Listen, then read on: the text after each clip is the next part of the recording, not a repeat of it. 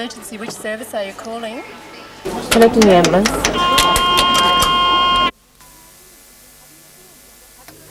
Have you ever wondered what happens when you dial 000?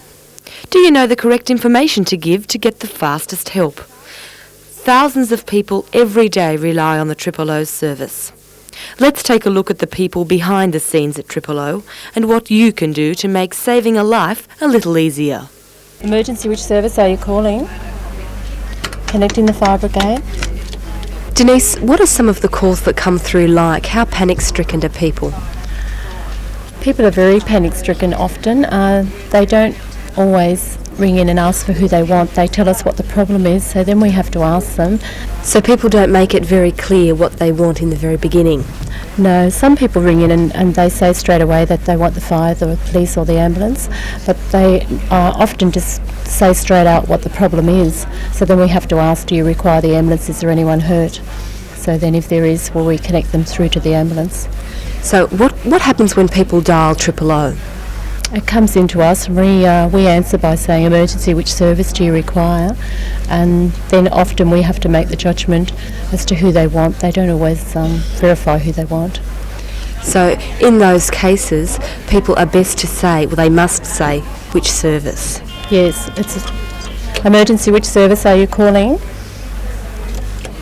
That was a nuisance call. Emergency, which service are you calling? Is Mummy there? You go and you hang the phone up and go and get Mummy.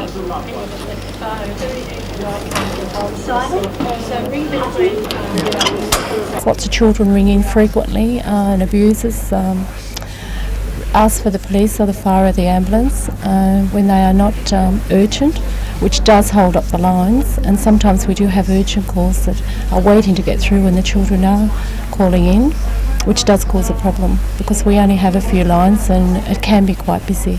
Emergency, which service are you calling? You want the police, do you? One moment.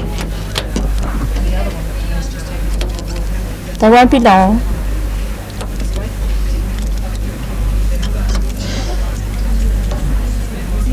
That was a nuisance call. So that was a nuisance call there, was it? And how do you tell when they're nuisance calls? Do they just hang up straight away? Or he abused the police and then hung up. The prank calls over here, we've had 36 prank calls in the last 50 minutes. We've had 6 ambulance and 2 police calls that were genuine. Emergency. Connecting the ambulance.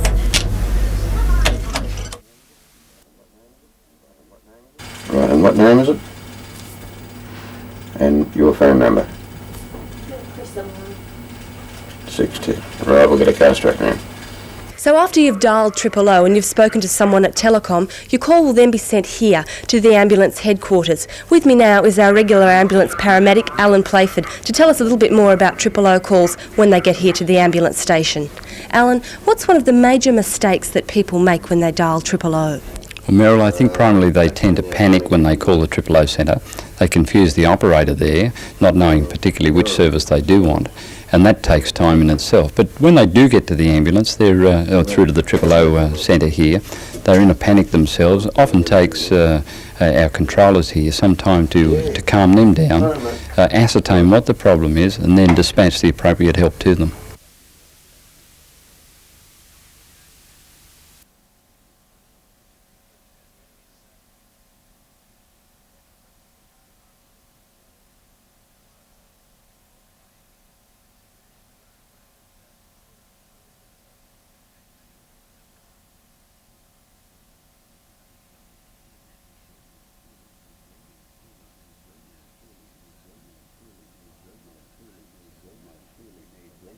We need to know clearly where you are, what you think the major problem is, and then most importantly to have a callback phone number so that whilst the ambulances are en route toward you and we desire further information, we can call you back and obtain further updated information for those officers proceeding to help you.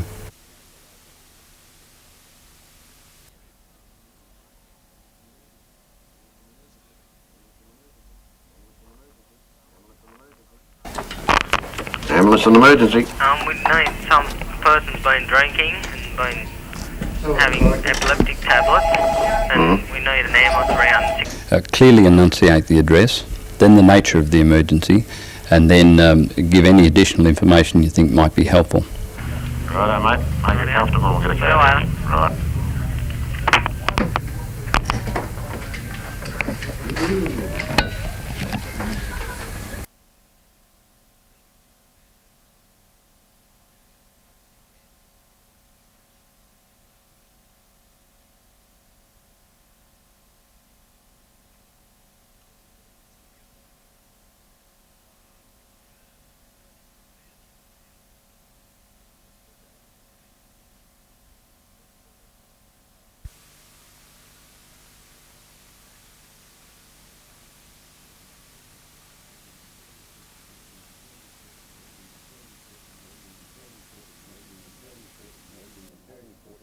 It's very important, Meryl. We encourage people to have numbers on their houses displayed quite clearly, and then when they are talking to one of the controllers in an emergency, a cross street is very, very helpful indeed. We have two patients, one with chest injuries and the other with minor injuries. We'll get back to you with a requirement for rescue. Thank you very much. This is a prime example of why prank calls are such a huge problem. Meryl, this is a good example. You see behind us the accident scene here. This could have been a hoax call, and this is a prime example why people should not, under any circumstances, especially children, give us hoax calls. We respond to numerous calls. This is where we need to be at this time. We don't need to be at another location where there's no accident.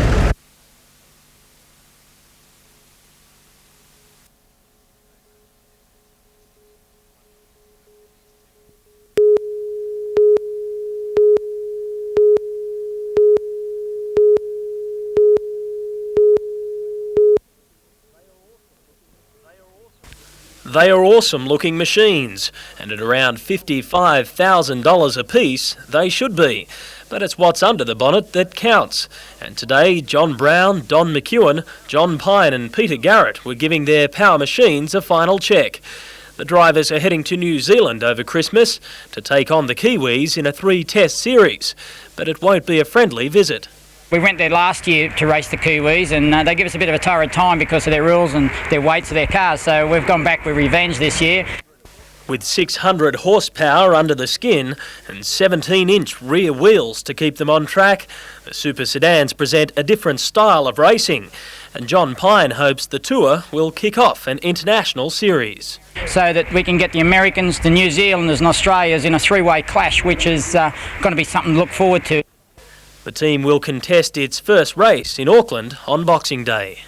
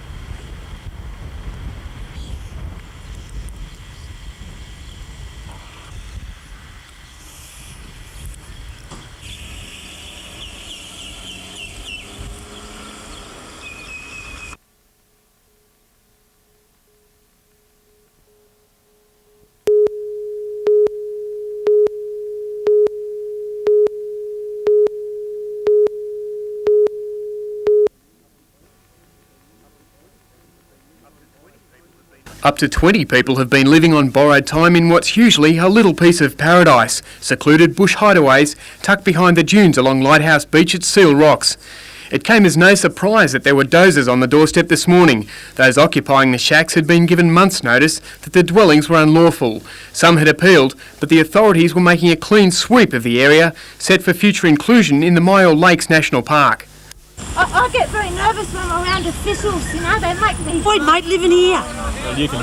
Great Lakes Shire Council workers, police and officers of the Department of Conservation and Land Management ran into opposition from squatters, some who'd occupied the shacks for more than a decade and claimed a place in the local community. We know anything about the history of Seal Rocks. It was established by squatters, and my grandmother, Mrs. Horgan, she initially illegally camped, and she was given the opportunity to either lease or buy her property, and that's the shop at Seal Rock. Court action is pending for some who wouldn't be moved from their dwellings. Others vowed to pick up the pieces and rebuild. We will be keeping this under close scrutiny from now on in, just to guard against that sort of thing and keep our eye on the area. Andrew Lobb reporting, NBN News.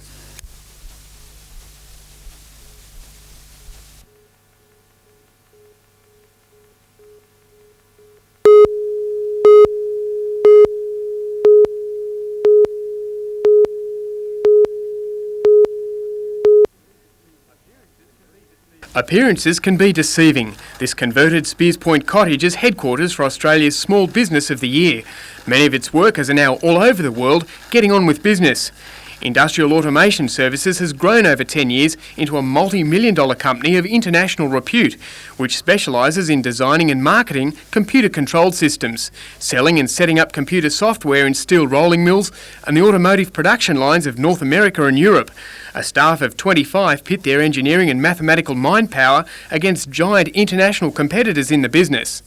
Yeah, I guess it's a case of being both clever academically and applying the stuff correctly so that you can then use this to improve your client's performance.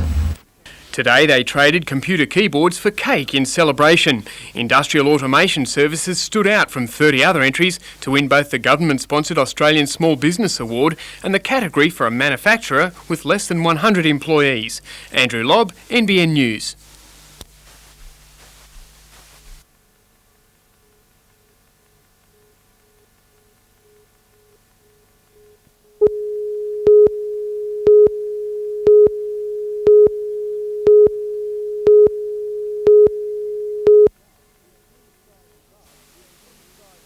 With blue skies above, motorists on Minmai Road could have been excused for thinking this straggling line of people was a bushwalking group. But no, this was an inquiry on the move, with Commissioner Kevin Cleland at the helm getting a feel for the area. Before entering the 20-hectare site where Newcastle Council wants to develop a tip for the city, the Commissioner looked at the houses just across the road and listened to what the opponents of the plan want. Trundling through the property in a minibus, the entourage heard explanations from council representatives regarding the proposal.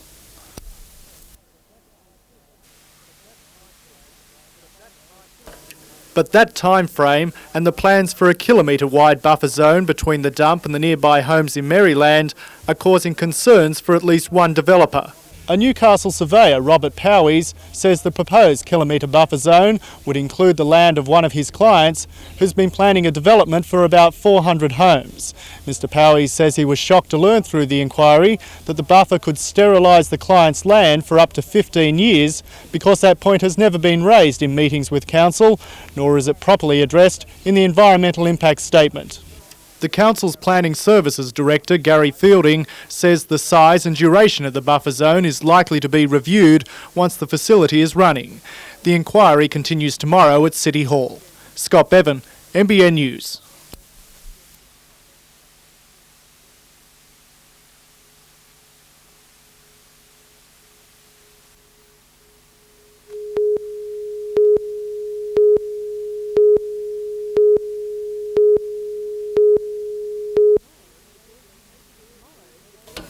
Tomorrow, the Joyce Main store at Broadmeadow will open its doors onto a brand new look. For the past 6 months, workers have been transforming the former warehouse, and today some shoppers were taking an early look while workmen applied the finishing touches. A total of $1.5 million has been spent on the refurbishment, which includes an upstairs air-conditioned showroom. Although the building contract went to a Sydney company, most of the work has been done locally. There's been over 100 workmen from here, and 90% of those are Newcastle-based companies, from the carpet people to the people that did all the concreting, the excavation work, the air conditioning. Everyone just about was local. According to General Manager Adam Luca, business is booming, with yearly profits up by 32%.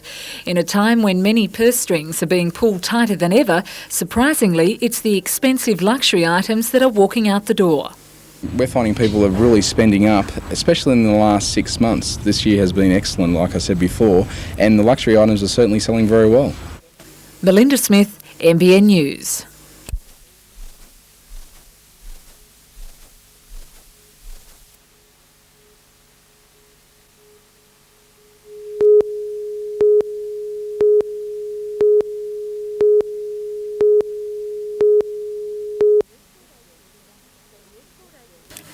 The escort agency wanted to set up in this building at 545 Hunter Street, but they didn't make it to first base because council says it can't approve anything that's illegal. West End proprietors say having brothels in their neighbourhood causes problems, particularly with young customers. The young people I've spoken to do go to the brothels and they think they're clean. Diane Jensen's family owns most of these buildings in Union Street. She says the nearby brothel at number 5 has created public health problems. There's discarded needles in some areas, usually in the back alleys. The whole area, if you came on an early Saturday morning or an early Monday morning, you would find the whole place looks like a garbage dump. Under the Disorderly Houses Act, a building operating as a brothel can be closed down. There are now moves in State Parliament to change the Act, resulting in closure only if there's a breach in noise control or disorderly conduct. That means police will have to have particular grounds to shut the doors, and those changes will have a major impact on council's planning decisions. I believe that the state government is moving towards some sort of a legalisation of brothels. Where that will leave council is that we will make the decisions about if we have these things and if we do, where they take place. And that will be a very difficult decision for council. Melinda Smith, NBN News.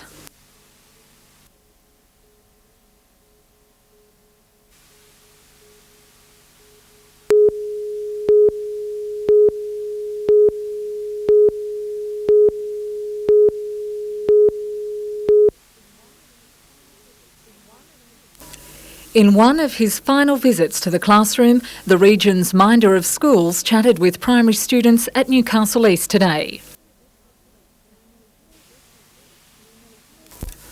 With nearly 4 decades of experience under his school belt, Alan Beard is retiring.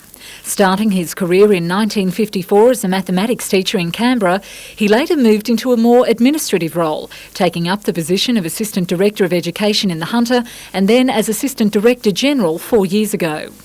During his 21 years in the region, Alan Beard says he's kept a watchful eye over the decentralisation of education.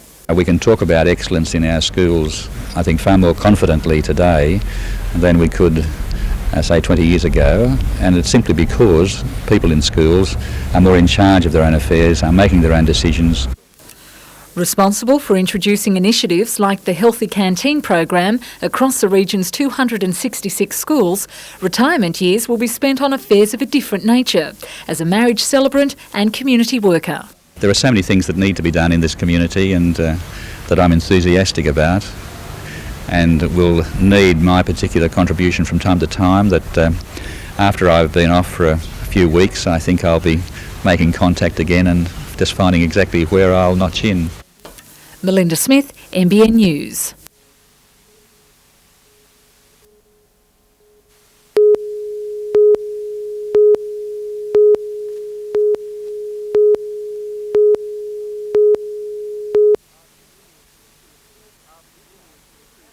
After nearly a century of service in Newcastle, the Tattersalls Club is up against the wall.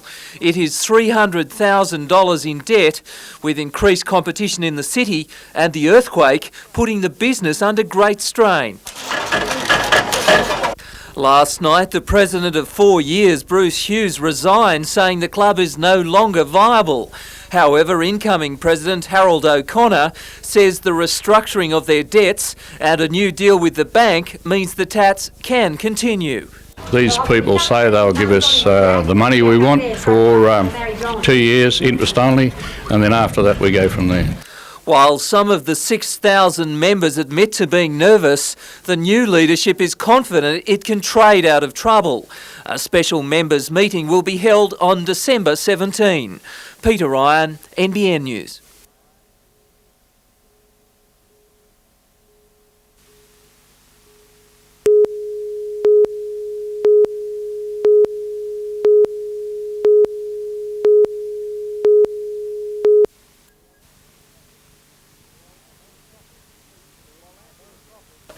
While ambulance officers would prefer to have only the destination on their minds when rushing to an emergency, the actions of motorists force them to think about the journey as well. Drivers who don't hear sirens or make unpredictable movements, or simply don't bother moving out of the way at all, are some of the obstacles the officers are confronted with. And we're getting very frustrated with that because we can't get their attention to get around them. The source of the officers' frustration is that they know the time lost in traffic could prove costly at the other end. Those seconds add up to a minute, maybe 2 minutes, and that can mean, in certain circumstances, as I said, cardiac arrest or a blocked airway, the cost of life or death sometimes. The law requires motorists to do everything in reason to give way to emergency vehicles, including moving right as well as left on the road. It would be most appropriate for them actually to pull over to the left and stop and wait for that emergency vehicle to pass them. Scott Bevan, NBN News.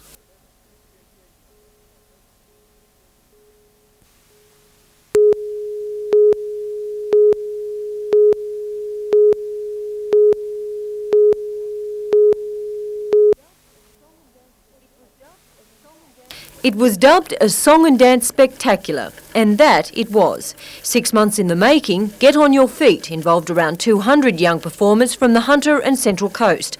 There was razzmatazz and a kaleidoscope of colour. Plus plenty of energy. Maintaining the lively tone, the Deborah McDonald Dance Academy turned modern.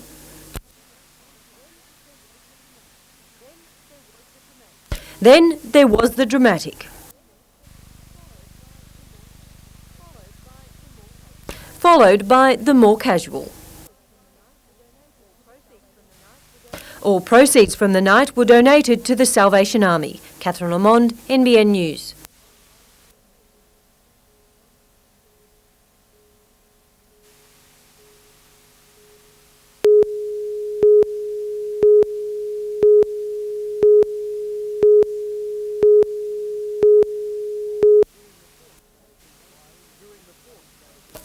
During the fourth day of the inquiry into the proposed Summerhill waste facility, the focus was on the planned buffer zone surrounding it. At the centre of questioning, the kilometre width of the buffer and how long the land in that zone would be rendered unusable. The council's legal representative has told the inquiry the kilometre width of the buffer zone was determined after community consultation and was considered a negotiated compromise. But he said that width will be reviewed and possibly reduced after 2 years of the facility's operation. On the inquiry's first day, a council officer suggested the buffer zone land could be sterile for up to 15 years, including property owned by a developer, Darraman Proprietary Limited. That shocked Darraman's representative, Rob Powies, who said the company had plans for developing 400 house lots on the sterilised land. But after more negotiations between council and the developer, Mr Powies says the amended review time and the possible cutting of the buffer's width are more acceptable. It would appear that a buffer of 400 to 500 metres is adequate from the waste facility. That will mean that the remainder of Darraman land will be able to be developed in the short term. But the planned reduction of the buffer's width and duration have infuriated the Maryland Residents Group, which is opposed to the tip. We're not very happy at all for the fact that the future development of Fletcher, we have to think of the people who are putting money into their homes and things like this, are literally buying onto a garbage site. The National Parks and Wildlife Service has also addressed the inquiry about its concerns of possible leachate from the tip running into Hexham Swamp. And I would stress that the impact may become only apparent long after the actual closure and rehabilitation of the facility. Another hearing day is expected to be held next week before Commissioner Kevin Cleland formulates his recommendations. Scott Bevan, NBN News.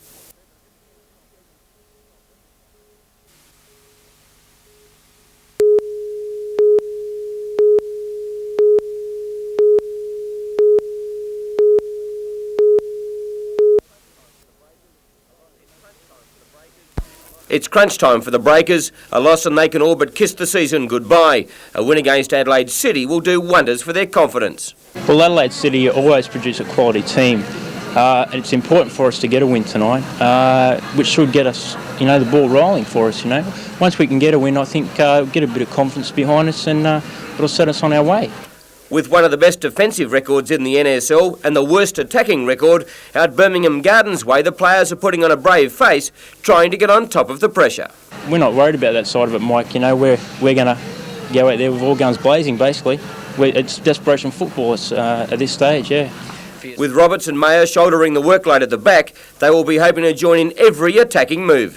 When we go forward, we're going to go forward in numbers. We're going to give Adelaide a run for their money, so it could be exciting football.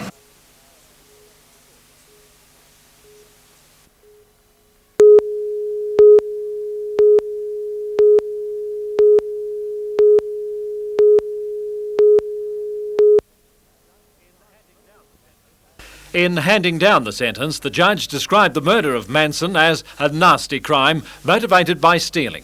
Manson's body was found by fishermen in the southern reaches of Lake Macquarie, weighted down with bricks and with thumb cuffs attached. He'd been tortured to reveal the secret identification number of his bank account, after which he was thrown into the lake to drown. Malone's accomplice, 20-year-old Billie Jean Kirk, was sentenced last month to 3 years jail for her part in the crime. Today, the judge also paid tribute to the officer in charge of the murder investigation, Detective Sergeant Lance Chaffey, currently being mentioned adversely at the Independent Commission Against Corruption inquiry. That sentiment was echoed by the murdered man's uncle in court today for the sentencing.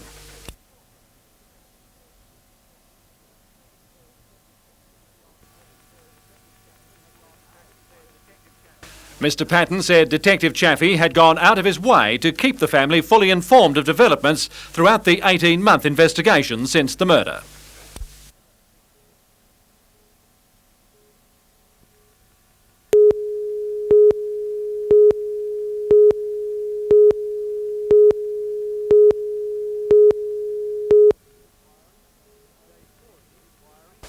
Day 4 of the inquiry, and the focus was on the width of the buffer zone around the planned tip and how long that land would be unusable. The council's legal representative has told the inquiry the kilometre width of the buffer zone was determined after community consultation and was considered a negotiated compromise. But he said that width will be reviewed and possibly reduced after 2 years of the facility's operation. On the first day of the inquiry, a council officer suggested the buffer zone land could be sterile for up to 15 years, including property owned by a developer, Darriman Proprietary Limited. A shocked Darriman's representative, Rob Powies, said the company had plans for developing 400 housing lots on the sterilised land. After further negotiations between council and the developer, Mr Powies says Darriman is now satisfied with the amended review time and a possible reduction in the width of the buffer area. It would appear that a buffer of 400 to 500 metres is adequate from the waste facility. That will mean that the remainder of Darriman land will be able to be developed in the short term. But the planned reductions have infuriated the Maryland residents group, which is opposed to the tip. We're not very happy at all for the fact that the future development of Fletcher, we have to think of the people who are putting money into their homes and things like this, are literally buying onto a garbage site. A representative from the National Parks and Wildlife Service told the inquiry its concerns about possible leachate from the tip running into Hexham Swamp. And I would stress that the impact may become only apparent long after the actual closure and rehabilitation of the facility. Scott Bevan, NBN News.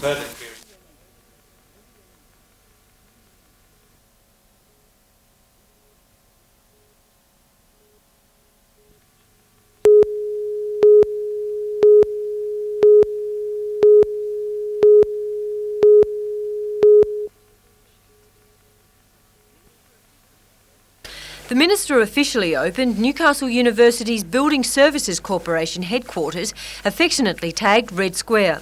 Jointly funded by state government and the university, Red Square was designed by architecture students under the lead of internationally acclaimed architect Michael Wilford, who's also worked on designs at America's Yale University and England's Oxford and Cambridge institutions.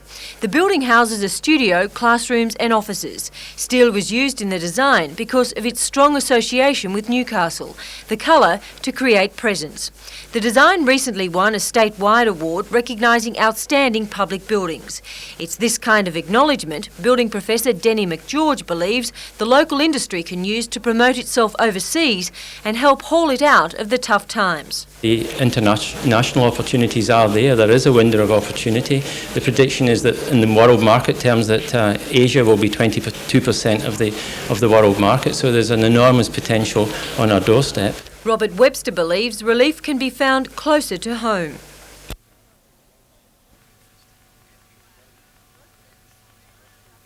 Locally, he sees honeysuckle as the flagship. I can see great excitement there for Newcastle, lots of jobs and lots of housing opportunities as honeysuckle develops.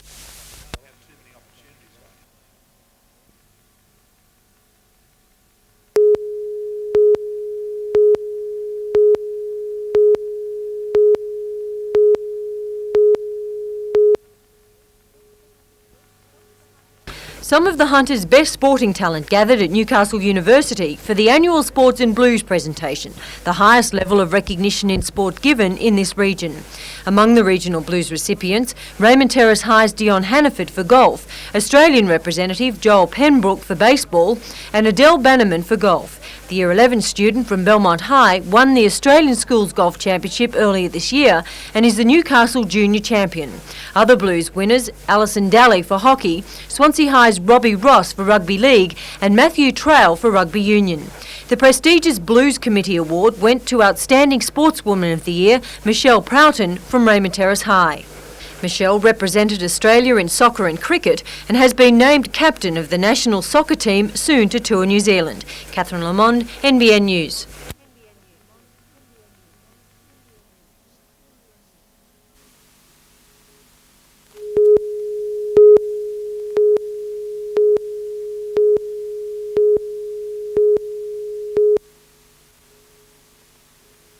We created 23 chances, Mike. 13 of those went wide, 10 of those were on target, 5 of those were one-on-one situations. Who would want to be a First Division manager? Your side creates 23 chances, finds the net and squanders the game. For the Breakers, nothing fell for them. John Kosh's first half miss costly, as Adelaide City from the very next play raced downfield. Andy Roberts couldn't control the header and Joe Mullen scored. The Breakers dominated the second half but just couldn't convert. Spink close on 2 occasions and Kosh almost.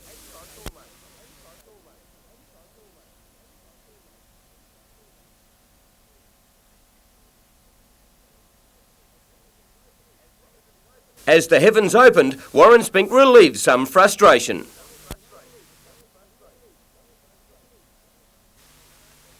But unbelievably, the Breakers went to sleep, and from the restart, Adelaide City were able to grab the winner through Damien Murray.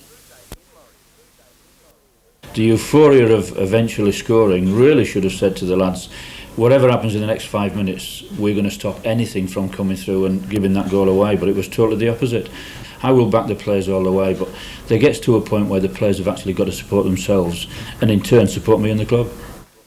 In other matches on the weekend, Wollongong City, Parramatta Eagles, Sydney CSC and West Adelaide had wins, with Heidelberg and Preston, South Melbourne and Melbourne CSC playing draws.